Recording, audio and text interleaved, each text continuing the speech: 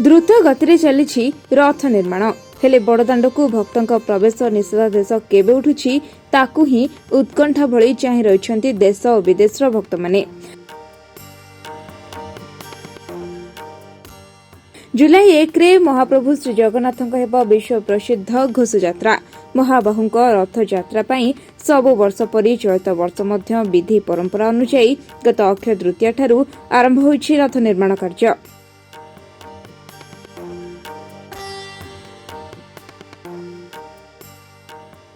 एथिपाई चलचंचल होई उठिछि रथखला।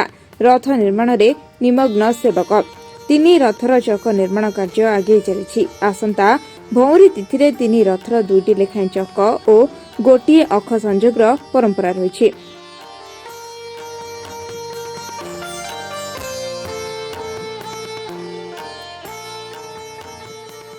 एथिपाई 3टी रथ 6टी चक कार्य शेष हेबा उपरे। सेपटे 3टी रथ अखहणा कार्य मंगलवार अनुकूल होइछि।